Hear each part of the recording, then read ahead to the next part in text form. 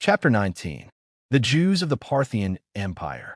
During the Patriarchate of Judah II, a major transformation unfolded in the history of the Jewish people, as the center of intellectual and communal life gradually shifted from the land of Judea toward the eastern region of Babylonia under Persian influence. This shift did not happen abruptly, but through a long historical process in which Babylonia rose from a peripheral exile community to a central pillar of Jewish civilization. Babylonia, located between the great rivers known as the Euphrates and the Tigris, had once been the seat of ancient empires that ruled vast territories across the Near East.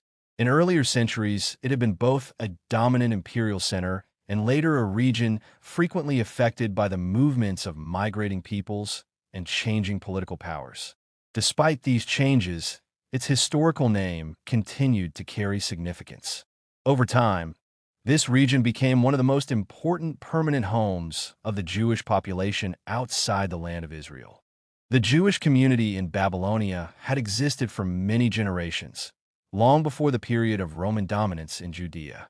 Unlike many other communities under foreign rule, the Jews of Babylonia experienced relative stability under successive Parthian and later Persian administrations. They were allowed to maintain internal leadership structures, including a recognized political and religious head known as the Prince of the Exile or the leader of the captivity. This figure represented the Jewish community before the governing authorities and maintained a form of organized autonomy within the broader imperial system. Within this environment developed the Babylonian scholars known as the Amoraim, meaning interpreters or expounders of earlier legal tradition. These figures expanded upon the teachings of earlier generations and formed a parallel intellectual system alongside the scholars of the land of Israel. Two of the most influential early leaders of this Babylonian school were Abba Erika, also known as Rab, and Samuel. Abba Erika established a major center of learning in the city of Sura. He is traditionally described as having maintained a close relationship with a high-ranking Persian noble named Artaban, which symbolized the interaction between Jewish scholarly leadership and the ruling authorities of the region. Through such connections, the Babylonian Jewish community was able to secure a stable environment for intellectual development. Samuel, another leading scholar of this period, is associated with the city of Nehardea and is described in tradition as having connections with King Shapur, a ruler of the Persian imperial system often identified with the Sasanian dynasty. These relationships reflect the political context in which Jewish scholarship in Babylonia developed alongside powerful regional governments rather than under direct Roman control. At the same time, the Roman Empire, which governed Judea and surrounding regions, experienced periods of internal instability. Political leadership changed frequently, and imperial authority was often weakened by internal conflict and external pressures. This instability contrasted sharply with the relative continuity found in Babylonia. In the broader Near Eastern region, additional political changes also influenced the historical environment. One significant development was the rise of Zenobia, the Queen of Palmyra, who established a short-lived but powerful independent regime in the eastern provinces of the Roman world. During her period of influence, various communities, including Jewish populations, were affected by shifting alliances and regional conflicts. Within Babylonia itself, the geographical and social structure contributed significantly to the development of Jewish life. The region was divided into multiple districts, each centered around a major city that served as an intellectual and administrative hub. Among these were Sura, Pumbeditha, Nehardea, Mechiza, Naharpekad, and other local centers. Each of these regions developed its own customs, dialectal variations, and local traditions, while remaining connected through a shared legal and cultural framework. Among these centers, Nehardea held special importance as one of the earliest major Jewish urban settlements in Babylonia. Located near the Euphrates River and connected by canals, it functioned as a fortified city with a largely Jewish population. In earlier times, it had even served as a collection point for communal funds destined for the land of Israel, reflecting its historical role as a bridge between the diaspora and the ancient temple center. Nearby stood Firouz Shapur, later known as Anbar, another important fortified city that ranked high in regional significance after the imperial capital of Ctesiphon. It served as a commercial and strategic center within the Babylonian landscape. Pumbeditha, situated along one of the canals branching from the Euphrates, became one of the most influential centers of Jewish learning. It developed a reputation for sharp intellectual analysis and rigorous debate within its scholarly institutions. At the same time, popular tradition associated its inhabitants with cunning and legal acuteness, giving rise to sayings that reflected both admiration and caution regarding their intellectual style. In the broader structure of Jewish Babylonia, Pumbeditha came to be regarded as one of the principal centers of learning alongside Sura. These cities, together with others in the region, formed a network of academies that preserved, interpreted, and expanded the legal and ethical traditions of earlier generations, ensuring the continuity of Jewish intellectual life during a period of significant political change across the ancient world. 16 geographical miles, a distance also described in ancient Persian measurement as 22 parasangs, to the south of the Babylonian city of Pumbeditha, stood another important settlement known as Matamakasia. This town was located along the shore of a wide expanse of water called Lake Sora.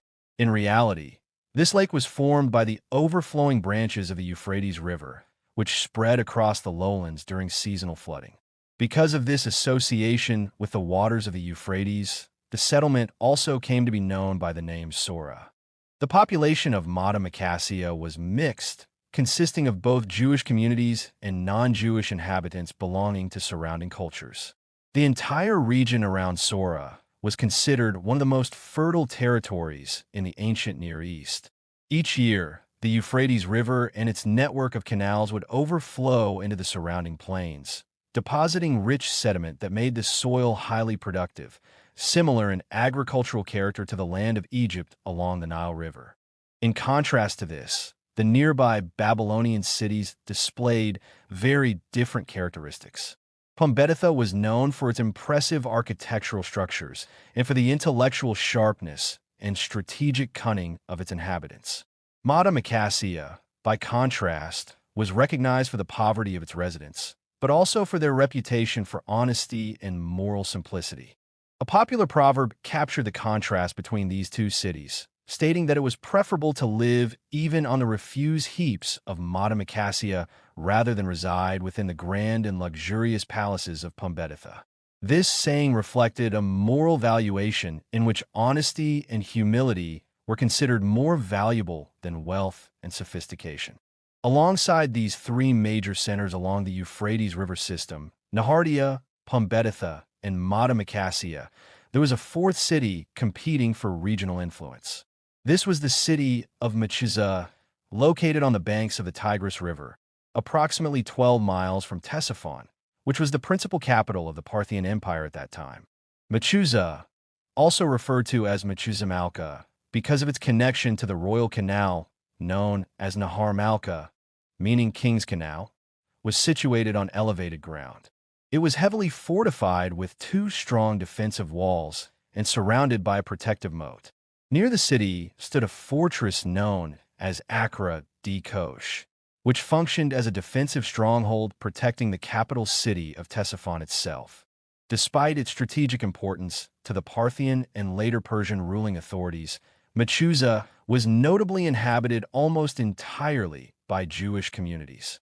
One of the scholars of that period is recorded as expressing surprise that even the gates of this fortress were not equipped with mezuzah scrolls, which are small written parchments containing sacred texts placed on doorposts according to Jewish religious law. The most prominent families of Mechiza were believed to be descendants of converts to Judaism, known as proselytes. Because of this background, their physical appearance was often described as differing from that of other Jewish populations in Babylonia. These families were characterized in traditional accounts as being inclined toward luxury, entertainment, and worldly enjoyment, placing greater emphasis on material life than on spiritual or religious discipline. Because of this perceived orientation, they were sometimes referred to in critical language as individuals destined for moral downfall. The women of Mechuza were also described in similar terms, as being particularly associated with leisure and ornamentation. A traditional account recounts that when a scholar from the land of Judea introduced a legal ruling permitting women to wear golden head ornaments decorated with precious stones on the Sabbath day, only a small number of women in the Babylonian city of Nahardia adopted this practice. In contrast, in just one district of Mechuza, 18 women were said to have immediately appeared wearing such elaborate ornaments. This difference was attributed to the proximity of Mechuza to the wealthy royal city of Ctesiphon and the nearby newly established city of Ardashir, both of which contributed to a culture of luxury and prosperity. The entire Babylonian region, with its extensive system of irrigation canals, was often compared to a vast island surrounded by waterways. Its agricultural productivity was so great that the land appeared as one continuous cultivated garden. The abundance of date palm plantations was so remarkable that a proverb developed among neighboring populations stating that in Babylonia one could purchase a basket of dates for a single small coin. Yet the people of the region still did not devote themselves sufficiently to the study of the sacred law. The Jewish population of Babylonia engaged in a wide variety of occupations. Many were involved in agriculture, cultivating the fertile lands created by the river systems. Others worked in crafts and trade, while a significant number participated in the construction, maintenance, and cleaning of the canal networks that were essential for irrigation. Some also raised livestock, engaged in long-distance commerce, undertook maritime travel along river routes, and even practiced forms of artistic and cultural expression. Due to their large numbers, the Jewish communities of Babylonia enjoyed a considerable degree of internal autonomy. In the political structure of the Persian Empire, they were generally subject only to two principal forms of taxation: a personal tax imposed on individuals and a land tax imposed on property holdings. Because large areas of land remained unoccupied, individuals could acquire plots by agreeing to assume responsibility for the associated taxes. At the head of the Jewish population stood a political and administrative leader known as the Prince of the Exile, also called the Exilarch. This figure was officially recognized within the Persian imperial system and ranked as the fourth highest authority beneath the king himself. His position functioned as that of a subordinate regional governor under imperial oversight. Although he was formally confirmed by the ruling monarch rather than elected by the people, he held significant authority over Jewish communal affairs. The Exilarchs were identified as descendants of the royal house of David, the ancient dynasty associated with the early kings of Israel. This lineage was traced back to Zerubbabel, a descendant of King Jehoiakim of Judah, who was believed to have returned to Babylonia after the Babylonian exile and have founded a long line of successors. Historical records mention an early exilarch named Achiah during the 2nd century of the Common Era, although much about him remains obscure by time.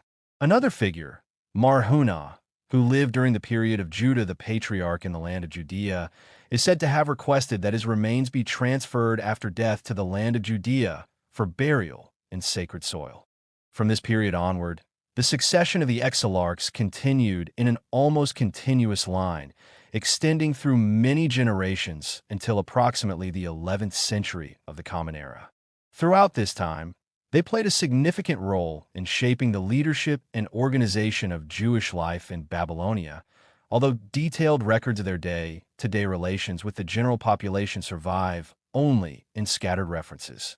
The Resh Galutha, a title meaning the head of the exile or prince of the captivity, stood at the apex of Jewish communal authority in Babylonia, the great eastern region where many descendants of the Judean exile had settled after the ancient deportations from the land of Israel.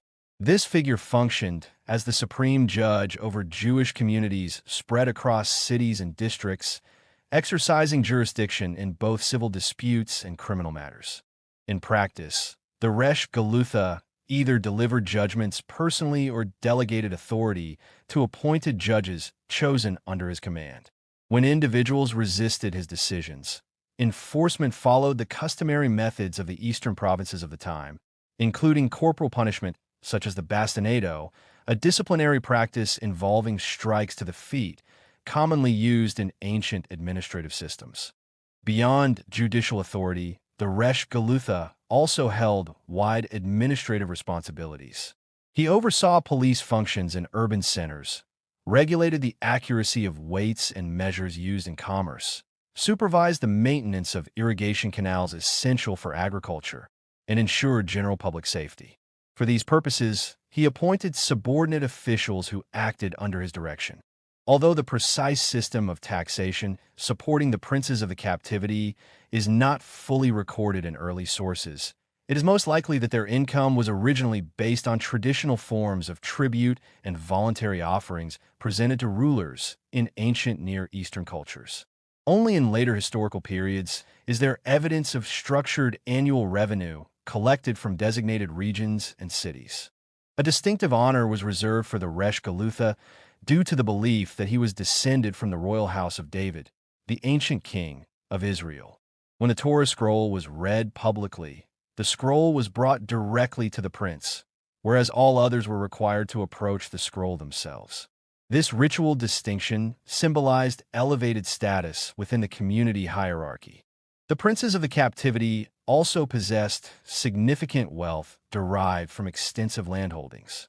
They maintained large households that included numerous slaves and attendants. Even free individuals often sought their protection by entering their patronage, displaying signs of loyalty such as emblems on their garments indicating association with the prince's household. These symbols of affiliation were strictly enforced. The Resh Galutha was known to be highly sensitive regarding visible expressions of loyalty, and even scholars who depended on his support could face reprimand if they removed or concealed these identifying marks. However, the concentration of power in the office of the Resh Galutha also led to tensions and abuses. Complaints were frequently raised regarding arrogance, unauthorized actions, and the dismissal of school leaders in favor of less qualified appointees chosen through personal preference or political loyalty. The absence of strict institutional constraints allowed room for arbitrary decisions, a situation not uncommon in ancient systems of governance where authority was heavily centralized. In earlier, less regulated periods before the full establishment of formal religious law in Babylonia, the princes of the captivity were sometimes unfamiliar with detailed ritual requirements. In those times, even violations of dietary law within their households could occur without correction or consequence, reflecting an initial stage of religious development in the region. Over time, however, certain princes of the captivity became known not only for political authority, but also for their mastery of Jewish legal tradition and ethical conduct. These individuals earned respect across the Jewish world for combining leadership with religious learning. In some cases, the Resh Galutha also assumed the role of teacher of the law, paralleling the authority of the patriarchs of the land of Israel, who led the central Jewish leadership in the Western region.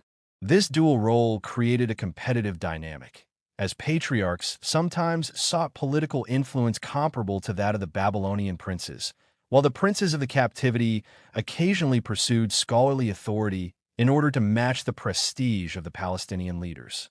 The presence of a large Jewish population in Babylonia, combined with the concentration of political power in the office of the Resh Galutha, gave Jewish life in this region a distinct historical character. New communal needs emerged that had not existed in the land of Israel, leading to new legal interpretations and regulations within the system of Jewish law, known as halacha. As a result, Babylon became a major center in the continuing development of Jewish legal tradition.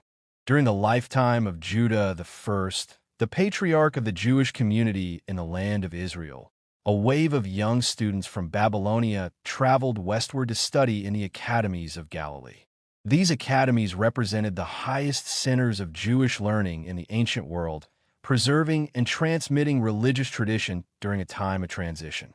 Among those associated with this movement were Chia of Caphri and his two sons, as well as relatives such as Abba Erika and Chanina Bar Chama. along with Abba and his son Samuel. These figures became prominent transmitters of learning between the land of Israel and Babylonia, either directly or indirectly shaping the development of Babylonian scholarship. Although Chia and his sons remained in the land of Israel and died there, where they were later honored with great reverence, Chia in particular had a lasting influence on Abba Erika, his student and relative, shaping his intellectual formation. Before Abba Erika and Samuel returned from their studies in the academies of Judah I, an otherwise little-known figure named Sheila served as the head of the academy in Nehartia, an important city in Babylonia. However, with the arrival of Abba Erika and Samuel, both endowed with exceptional intellectual ability and leadership qualities, significant transformations began. These developments marked the beginning of a new phase in Babylonian Jewish scholarship. Under their influence, the educational and legal structures of Babylonia were reorganized and strengthened, eventually elevating the intellectual status of Babylonia to a level comparable with that of the land of Israel. Abba, who was born approximately in the year 170 of the Common Era and died in the year 247, is known in historical tradition by the shortened title Rab, meaning the teacher. He completed his education after the death of his father, Ibu, at the Academy of Judah, the first in the city of Tiberias, one of the principal centers of Jewish learning in the region of Galilee. From his earliest years, extraordinary intellectual development was attributed to him, and this early brilliance created astonishment among those who observed his progress and study. Through the intervention of Chia, a respected scholar of the time, Rab was granted limited advancement within the scholarly hierarchy. However, this advancement was later not extended further by Gamaliel III, the patriarch who held formal leadership of the Jewish community. Expectations of Rab were already high within his household and among scholars. When news reached Babylonia that he was returning from the land of Israel, Samuel, another major Babylonian scholar who had already returned to his homeland, together with his associate Karna, went to meet him at the bank of the Euphrates Canal, a major waterway of Babylonia. Karna questioned him extensively, testing his knowledge, and even Sheila, who was the head of a prominent school, acknowledged Rab's superior intellectual authority by yielding to his scholarship. After the death of Sheila, Rab was considered the natural successor to his position. However, he declined the office and instead recommended his younger colleague Samuel, whose place of residence was in Nehartia, one of the important Jewish centers of Babylonia. At this time, the prince of the captivity, the political and administrative leader of the Babylonian Jewish community, showed particular favor towards scholars of the law when making appointments to official positions. He appointed Mar Ukba, a relative of his, as supreme judge in Caphri.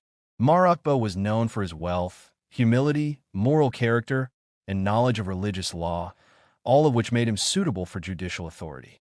Karna was also appointed as a judge, but since he lacked personal wealth, he was compensated by litigants for his time. Aberika, another name for Rab, was appointed to the position of inspector of markets, known as agronomos, a role responsible for supervision of commercial fairness, including weights and measures. The arbitrary nature of the authority exercised by the exilarch, the prince of the captivity, is illustrated in a significant incident. Rab, in his capacity as market inspector, was ordered to regulate prices and prevent essential goods from becoming excessively expensive. When he refused to enforce this command, he was imprisoned. He remained in detention until Karna intervened and reproached the exilarch for punishing a man described metaphorically as being full of the juice of dates, meaning a man of exceptional intellectual vitality and wisdom. During his service as market inspector, Rab traveled through various districts of Babylonian Jewry, which allowed him to observe the religious condition of distant communities. Through these journeys, he became widely known throughout Babylonia. Artabanus IV, who ruled between the years 211 and 226 as the final monarch of the Parthian Empire from the Arsacids dynasty, encountered Rab and developed deep respect for him. On one occasion, the king sent him a gift of valuable pearls. Between Artabanus, the last Parthian king, and Rab, the first major Babylonian Amora, meaning interpreter and expounder of the Mishnaic tradition. There existed a relationship of mutual respect similar in nature to the diplomatic relationships between Jewish religious leadership and Roman imperial authority in the western regions. When Artabanus was later deposed by Ardashir, the founder of the Sasanian Empire, the Arsacid dynasty came to an end. Upon hearing of this political collapse, Rab expressed sorrow and declared, "The bond is broken," indicating the end of an era of connection. During his journeys, Rab discovered with concern that many Jewish communities far from the central academies had fallen into deep ignorance of religious law. In one region, for example, people were entirely unaware of the traditional prohibition against mixing meat and milk in food preparation. In response to this widespread lack of knowledge, Rab introduced additional legal safeguards and even prohibited certain practices that were otherwise permitted in order to prevent violations of religious law.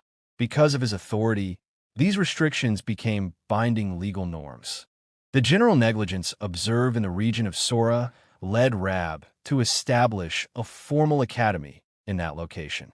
His intention was to ensure the systematic transmission of legal knowledge through continuous study and the regular movement of students. This initiative proved highly successful. The development of Jewish legal tradition in this era is largely attributed to Rab's efforts, and for nearly 8 centuries, Sora remained a central seat of Jewish intellectual life. This academy, following customary terminology, was called a sidra, meaning a structured school of learning. Around the year 219, Rab formally opened this institution. Approximately 1,200 students gathered there from all regions of Babylonia, drawn by his reputation as a teacher. Later generations counted more than 100 distinguished disciples and associates who transmitted his teachings throughout the land. The number of students became so large that the original lecture space was insufficient. Rab therefore expanded the facility by incorporating a neighboring garden that had belonged to a recently deceased convert to Judaism, thereby increasing the capacity for instruction. The reverence shown to Rab by his students was extremely strong. They referred to him simply as Rab, meaning the teacher, similar to how Judah the patriarch was referred to as Rabbi or our teacher. His academy became known as Barab, meaning the house of Rab, a term that later became a general designation for all academies of learning.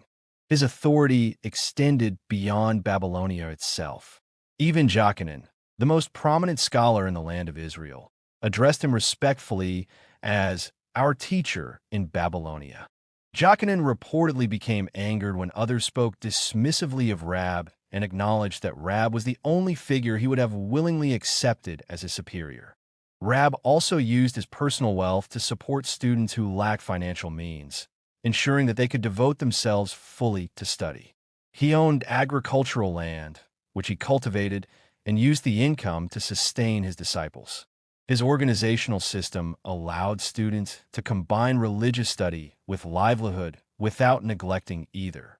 At Sora, Rab organized 2 major annual study periods. These occurred during the months of Adar and Elul, corresponding to early spring and early autumn.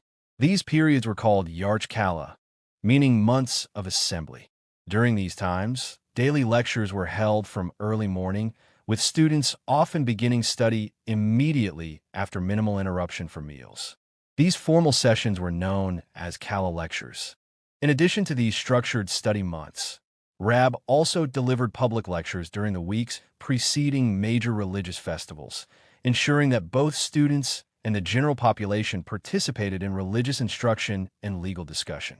During the same historical period, the Jewish community in Babylonia developed a structured system of leadership and public instruction centered around the city of Sura, one of the major academic and religious centers in the region. At regular intervals, the political and communal leader, known as the Prince of the Exile or Prince of the Captivity, would travel to Sura to receive formal recognition from the assembled Jewish population. This figure represented the highest level of Jewish communal authority under Persian and later regional rule, functioning as a political head of the diaspora community. These gatherings were often so large that the available housing in the city could not accommodate all who attended. As a result, many visitors were forced to sleep in open areas near the surroundings of Sura, including the banks of nearby water sources. These large assemblies were associated with designated public periods of learning and legal discussion, during which extended lectures on religious law were delivered. These seasonal academic assemblies were known as regal gatherings. Alongside them, specific study months and weekly academic cycles were established, during which normal legal proceedings in civil courts were temporarily suspended. During these periods, creditors were also restricted from bringing legal claims against debtors, allowing the population to focus on religious study and communal instruction without interruption. The scholar known as Rab, also identified as Abba Erika, played a central role in organizing this system of education. He structured his teaching around the detailed analysis of the Mishnah, the foundational compilation of earlier oral legal traditions. He had brought with him a highly developed version of this material and devoted himself to explaining its precise language, interpreting each legal statement, and comparing it with earlier supplementary traditions known as Barathas, which preserved alternative teachings not included in the main compilation. From these analytical studies, Rab derived numerous legal interpretations and rulings known as Mimra, which became an important component of later Talmudic discourse. Alongside the rulings of his contemporaries, including Samuel and Jokhanan, these interpretations formed a significant portion of the evolving legal tradition that would later be incorporated into the Babylonian Talmud. Rab's approach to legal interpretation was generally characterized by a tendency toward stricter application of the law, especially in cases where ordinary people might unintentionally approach prohibited behavior. His legal authority was widely accepted in matters of religious ritual, although in questions of civil law his influence was comparatively less dominant. Beyond legal interpretation, Rab also directed his attention toward moral reform within the Babylonian Jewish community. At that time, social customs in certain segments of society had shifted toward informal and legally minimal marriage practices. In some cases, marital unions were concluded with very little formal process, sometimes involving only immediate witnesses without prior arrangement. In other situations, marriages were arranged at a very young age, occasionally before full maturity, or couples would live in close association prior to formal marriage. Rab strongly opposed these practices and introduced reforms aimed at regulating marriage through more deliberate and ethical procedures. He required that marriage arrangements be preceded by mutual acquaintance between partners and discouraged any form of marriage conducted without the consent of the woman involved. He also prohibited young men from residing in the household of their intended spouse before formal marriage, in order to prevent morally ambiguous situations. In addition, Rab worked to eliminate legal loopholes that allowed the manipulation of divorce procedures, particularly cases where retroactive annulment could be used to undermine legal protections. These reforms were widely accepted and became part of established communal law. He also strengthened the authority of judicial institutions. All individuals were required to appear before a court when summoned, and official court officers were given recognized authority to enforce legal decisions. A system of communal exclusion, known as excommunication, was formalized for cases of refusal to comply with legal rulings. In the context of Babylonian Jewish society, where communal integration was essential for economic and social life, this form of sanction proved highly effective. Through these measures, Rab transformed Babylonian Jewish society by combining strict moral regulation with intellectual development. The tradition describes his efforts as transforming a previously undeveloped environment into an organized system of law and learning. His role in Babylonia is often compared to that of earlier foundational teachers in the land of Israel, who had similarly shaped the structure of religious tradition in earlier generations. In his personal life, Rab is described as maintaining a character marked by humility and patience. He endured domestic difficulties without public complaint and sought reconciliation when conflicts arose, even when he believed he might have caused offense to individuals of lower social status. He was known to deliberately remind himself of human transience in order to avoid pride during moments of public recognition. Before entering court proceedings, he would express awareness of human vulnerability and the limits of personal status. Despite his high position, he maintained a self-image grounded in accountability and moral responsibility. Rab's family continued his intellectual legacy. His son Chia became a respected scholar in his own right, while his daughter married into a family connected to the Prince of the Exile, linking Rab's descendants to the highest level of communal leadership. His other son, Ibu, did not achieve comparable scholarly distinction, and to him Rab is reported to have advised a practical life orientation, emphasizing the value of agriculture and stable livelihood over large-scale commercial enterprise. For 28 years, from the years 219 until 247 of the Common Era, the Babylonian teacher known as Rab devoted his entire life to teaching and interpreting the Sidra, the organized study cycle of the Mishnah, in the Academy of Sora, one of the principal centers of Jewish learning in Babylonia. During this long period, his authority shaped the structure of legal study and communal discipline across the Jewish population in the region. When Rab died, his students accompanied his body to its burial, observing formal mourning rites that expressed the collective sense of loss within the scholarly community. One of his disciples proposed that Babylonia observe a full year of mourning, and during that time, certain public customs of celebration, including the wearing of floral wreaths and myrtle branches at weddings, were suspended. Nearly all Jewish communities in Babylonia participated in this mourning, with the notable exception of one individual from Pumbeditha named Bar Kasha, who did not conform to the communal expression of grief. Alongside Rab, a second leading authority of this era, Samuel, also known by honorific titles such as Mar Samuel, Arioch, and Yarkini, emerged as a highly influential figure in the intellectual and legal development of Babylonian Judaism. Born approximately in the year 180 of the Common Era and dying in the year 257, Samuel represented a distinct intellectual direction within the same generation of scholars. In his youth, he left his father's household and later traveled to Judea to study at the academy of the Patriarch Judah I, the central legal authority of the Jewish community in the land of Israel.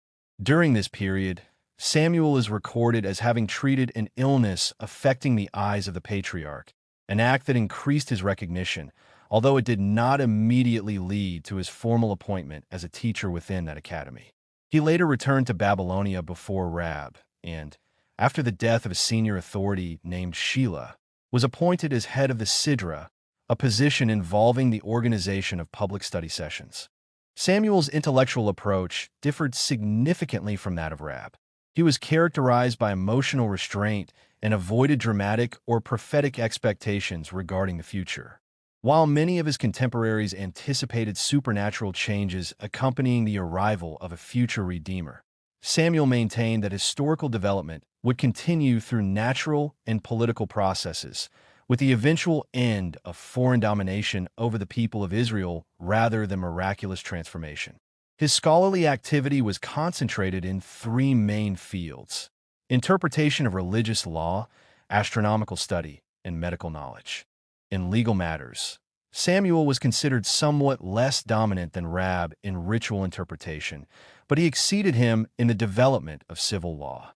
His legal decisions became authoritative within the Babylonian tradition, and one of his most significant legal principles declared that the law of the governing state is binding upon the Jewish population, a formulation known in Aramaic as dina de malchutadina. This principle established that civil regulations of the ruling government possessed binding legal force within Jewish law itself, not merely as external constraints. It represented a major conceptual shift that reflected the political reality of Jewish life under Persian authority. Earlier legal traditions had often treated foreign legislation as arbitrary and not intrinsically binding, but later interpretive authorities managed to incorporate both perspectives into the evolving legal system. This principle played a crucial role in the survival of Jewish communities outside their ancestral land. It created a framework in which loyalty to religious law and compliance with civil authority could coexist without contradiction.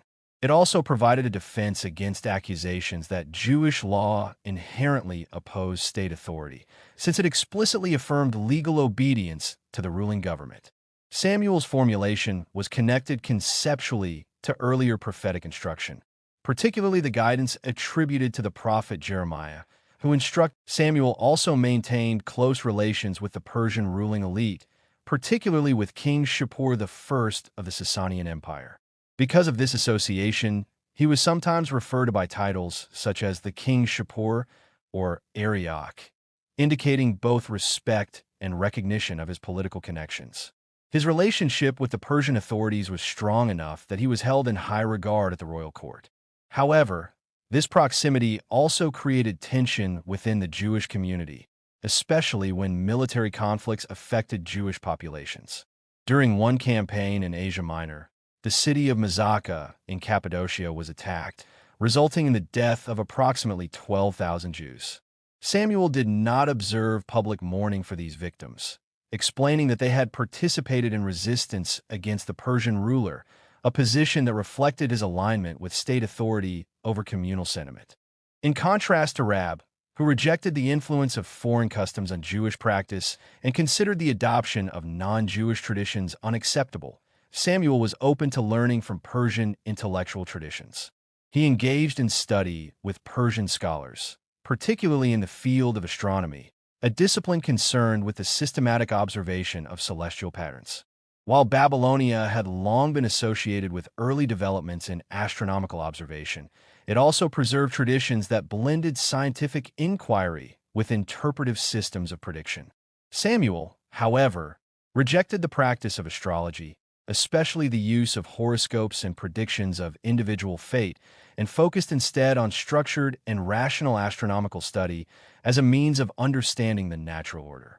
Through his legal innovations, intellectual openness, and political engagement, Samuel became one of the defining figures of Babylonian Jewish thought during this period, shaping both the internal development of law and the external relationship between Jewish communities and the governing empires under which they lived. He would proudly declare that his understanding of the movements of the heavens was as familiar to him as his knowledge of the streets of the Babylonian city of Nehardea, a major center of Jewish learning and administration in Babylonia. Yet even with this confidence, he was unable to accurately determine the irregular paths of comets, those unpredictable celestial bodies that defied fixed calculation. Because of this limitation, later generations found it difficult to judge whether his astronomical knowledge surpassed that of his contemporaries or simply matched the general scientific level of his era. Mar Samuel, also known as Samuel of Babylonia, applied his knowledge of astronomy to practical and communal needs. He developed a fixed system for determining the calendar of religious festivals, which was essential for coordinating Jewish life across the dispersed communities of Babylonia. Before this development, communities depended on the land of Judea, particularly the authority of the patriarchal leadership, for confirmation of the appearance of the new moon, which marked the beginning of each month and determined the timing of religious festivals. Samuel's system aimed to free the Babylonian Jewish communities from uncertainty and dependency. However, in order to preserve unity within the wider Jewish world and out of respect for the authority of the patriarch in Judea, he chose not to publicly reveal his calculated calendar. Instead, the method remained a restricted and specialized form of knowledge, referred to as the secret of intercalation, meaning the hidden system of adjusting and calculating the calendar cycle. Although some individuals criticized him for interfering with a matter traditionally controlled by the central authorities in Judea, Samuel's work demonstrated the increasing intellectual independence of the Babylonian Jewish centers. In addition to astronomy, he also claimed extensive medical knowledge, asserting that he could cure all illnesses except 3 specific conditions. Among his medical contributions, an eye ointment that he developed became widely sought after and was considered highly effective. Samuel maintained a close and respectful relationship with Rab, the founder of the Great Academy at Sora, another major center of Jewish learning in Babylonia. Although the school of Nehardea, where Samuel was based, was considered less prominent in comparison to Sora, Samuel willingly accepted a position of modesty and cooperation. Social customs of honor and precedence among leading families were carefully observed in this period. The distinguished Sheila family originally held the privilege of leading ceremonial honors when paying respect to the prince of the exile, the political head of Babylonian Jewry. This honor was first transferred from them to Samuel, and Samuel in turn voluntarily yielded it to Rab, accepting a lower rank in recognition of Rab's superior authority, contenting himself with the third position in ceremonial order. After the death of Rab, Samuel was recognized as the principal religious authority of Babylonia, a position he held for approximately 10 years. Despite this, his authority was not immediately accepted in the land of Judea. Jochanan ben Nappaha, the leading scholar of Tiberias in Judea, hesitated to fully acknowledge Samuel's status. In official correspondence sent from the academies of Tiberias, Rab was addressed with the title "Our Teacher" in Babylonia, while Samuel was referred to more modestly as "our colleague," indicating a lower level of recognition. The scholars of Judea initially questioned Samuel's expertise in legal religious matters, known as halakhic law, because of his involvement in scientific disciplines such as astronomy and medicine. Even when Samuel sent to Judea a carefully calculated calendar covering a period of 60 years, Jochanan responded dismissively, acknowledging only his skill in numerical calculation without granting him full scholarly authority. It was only after Samuel sent detailed written studies concerning obscure diseases affecting animals that his reputation began to gain greater respect among the scholars of Judea. These writings demonstrated practical legal and scientific knowledge, which eventually contributed to a more balanced recognition of his authority. During this same historical period, in the 3rd century of the Common Era, both the Roman Empire in the West and the Parthian Empire in the East experienced major political upheavals. These changes had far-reaching consequences for the structure of power across the ancient world, reshaping political authority and influencing the conditions of many subject populations, including the Jewish communities. During the reign of Alexander Severus, a relatively moderate Roman emperor, the Parthian Empire, which had existed for approximately 4 centuries since its founding by Arsaces, came to an end. In its place arose a new ruling dynasty, more centralized and militarily assertive, known as the Sasanian dynasty. This transformation was led by Ardashir, also known in his native language as Ardashir, the founder of the Sasanian house, who claimed descent from the ancient Persian or Aryan population of Iran. Many among the remaining supporters of ancient Persian traditions viewed the Parthian rulers as foreign and corrupt, criticizing them for their mixed Hellenistic cultural influences, their religious indifference, and their failure to resist Roman expansion. Ardashir aligned himself with these sentiments and led a rebellion against Artabanus, the last Parthian monarch, who was also known for his favorable relations with Rab, the Jewish authority in Babylonia.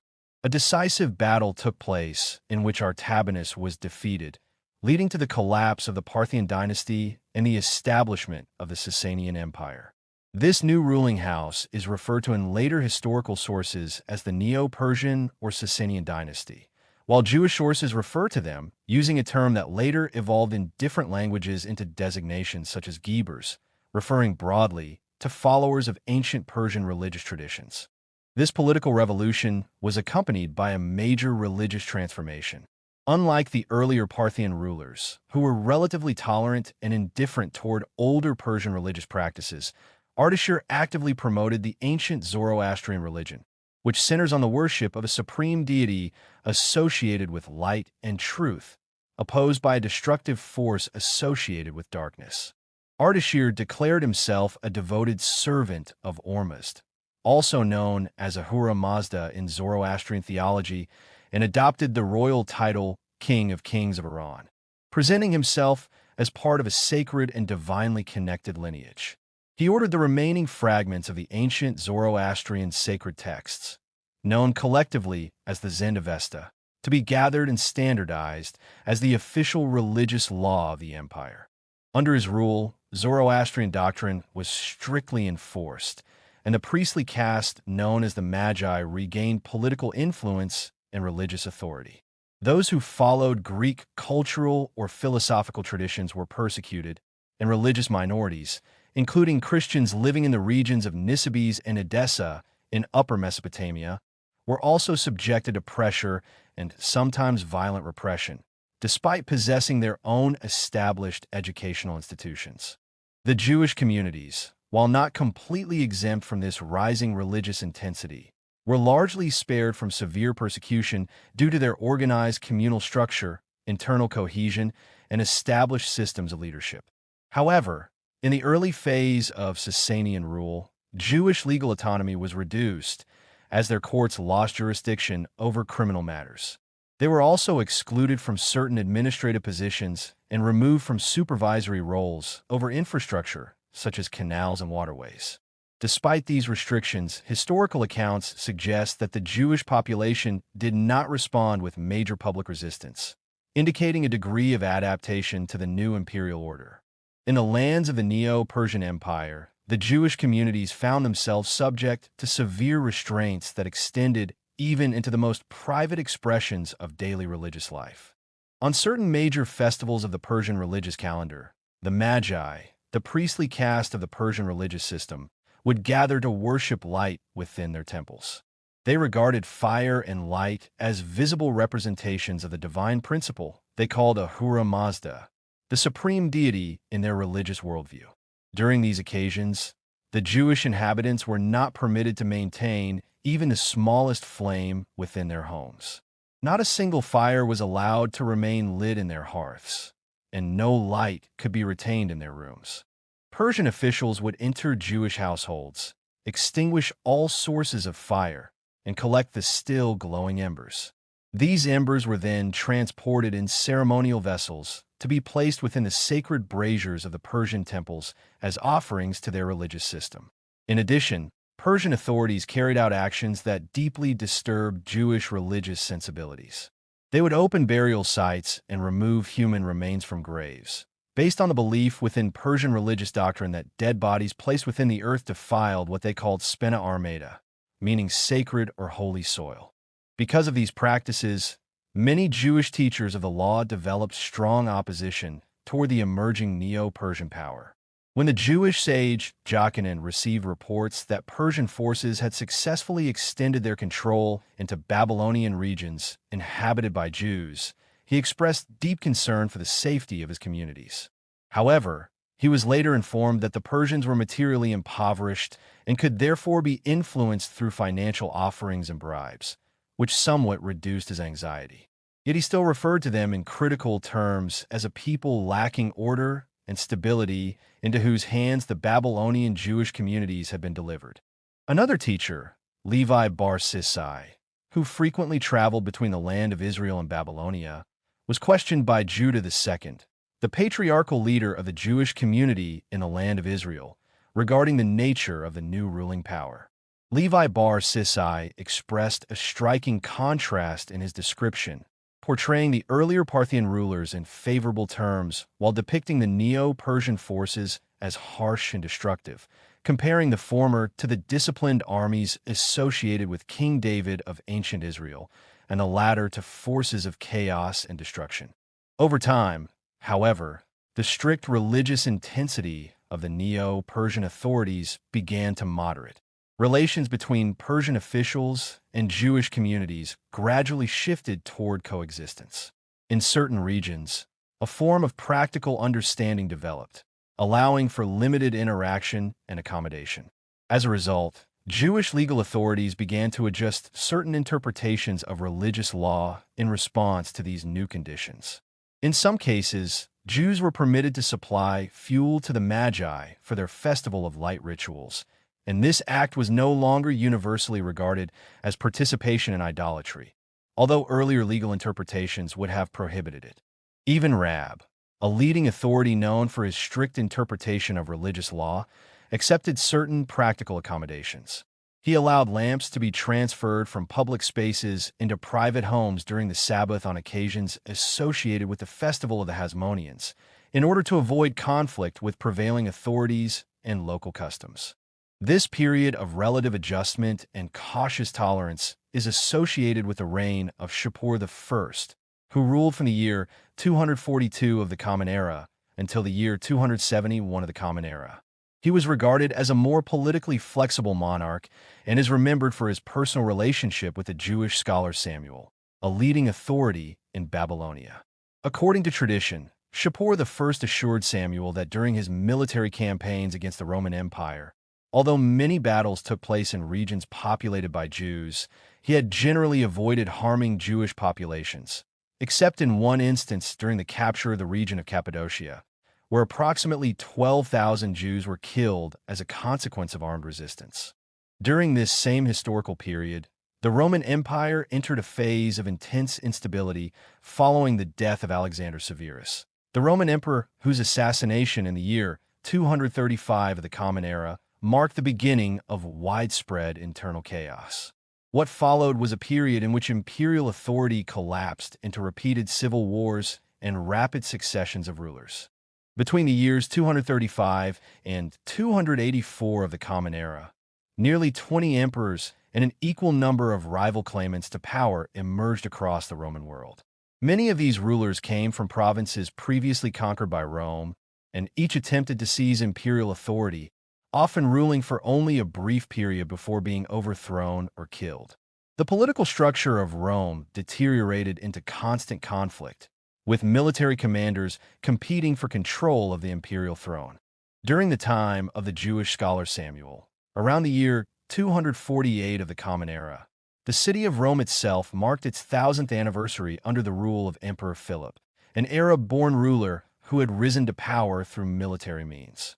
Despite this ceremonial celebration, the Roman state was in a condition of internal weakness, while its military forces remained active across distant provinces. Rome was simultaneously threatened on multiple fronts. In the east, the Neo-Persian Empire expanded under its ruling dynasty, while in the north, Gothic groups advanced toward Roman territories. These external pressures reflected a broader pattern of imperial decline and military overextension. Emperor Valerian led a Roman campaign aimed at reclaiming territories previously lost to the Neo-Persian Empire under Shapur I. However, this campaign ended in a major reversal when Valerian himself was captured by Persian forces. This event represented an unprecedented humiliation for Roman imperial authority, as the emperor was taken prisoner and subjected to the conditions of captivity under a foreign ruler. In the eastern frontier regions, particularly near the borderlands of Syria and Mesopotamia, disorder increased further. A wealthy and ambitious figure from the city of Palmyra, named Odenathus, rose to prominence by gathering a force of armed followers composed largely of desert tribes. From his base in Palmyra, he launched repeated military raids into surrounding territories, including Syria, Palestine, and regions along the Euphrates River, seizing resources and disrupting established settlements. Odenathus eventually assumed the Roman administrative title of senator, and his growing power led to speculation that he might even aspire to imperial authority, similar to other provincial leaders who had risen to the Roman throne. In Jewish interpretive tradition, he was associated with symbolic imagery drawn from the visions of the prophet Daniel, particularly the image of a small horn rising among larger powers and speaking with arrogance. The military campaigns of Odenathus had severe consequences for Jewish communities in both Palestine and Babylonia. One of the most significant events attributed to his forces was the destruction of the ancient city of Nehardea in the year 259 of the Common Era. Nehardea had served as a central hub of Jewish life in Babylonia since the time of the ancient exile centuries earlier. The destruction of Nehardea disrupted the established network of Jewish scholarship in the region. The Amoraim, meaning the interpreters of traditional law and students of Samuel's Academy in Nehardea, were forced to abandon the city and flee eastward toward the region of the Tigris River. Among those displaced were prominent figures such as Nachman, who was connected by marriage to the house of the prince of the captivity, Sheshit, Rabba ben Abuha, and Joseph ben Shammah, all of whom continued their scholarly activity in exile after the collapse of their former center of learning. When the city of Nehardea, one of the most important centers of Jewish life in Babylonia, was destroyed by Odenathus, a rising military ruler from the region of Palmyra. A large number of its inhabitants were taken captive. Among those captured were the daughters of Samuel, a leading Babylonian scholar and authority in religious law. Together with other prisoners, they were brought to the city of Sepphoris in the land of Judea. The captors, acting as freebooters, expected to gain great profit from ransom payments rather than selling the captives as slaves, because it was well known that Jewish communities were prepared to pay large sums to redeem their fellow Jews from captivity. The daughters of Samuel had been educated in the detailed knowledge of halacha, the system of Jewish legal tradition, and because of this knowledge, they were able to avoid the application of a strict legal rule that normally placed all unmarried women taken in captivity in the same legal category as those who had been violated, thereby preventing them from entering into a pure and honorable marriage. Before their identity was known, they had already regained their freedom, and their claim that they had not been harmed by their captors was accepted as credible.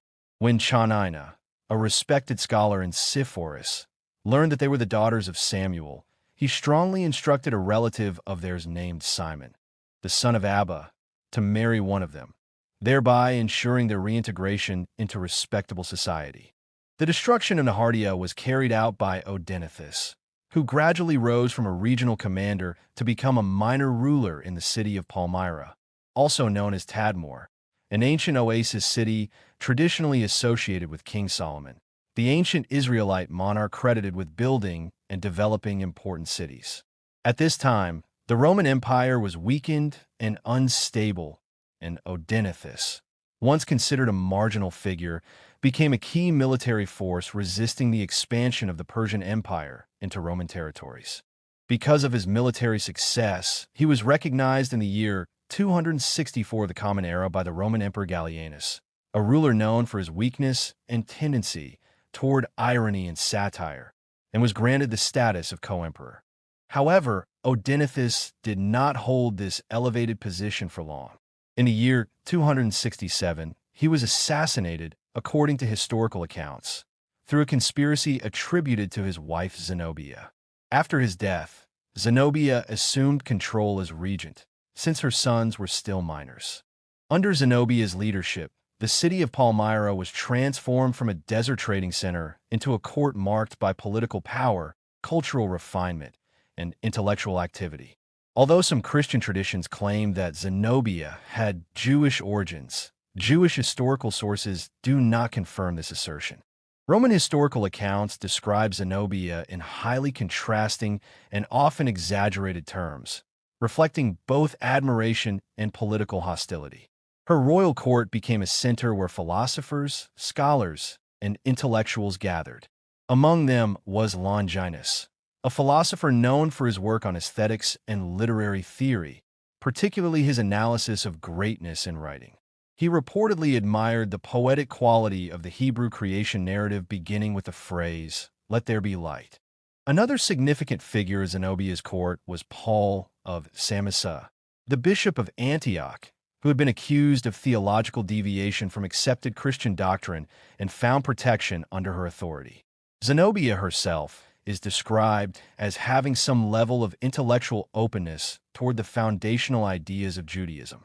Despite this, Jewish sources express little approval of the Palmyrene political order. Jokinen, a prominent Jewish scholar, although appreciative of Greek intellectual culture, expressed strong negative views about Palmyra, stating that happiness would come to those who witnessed the fall of Tadmor.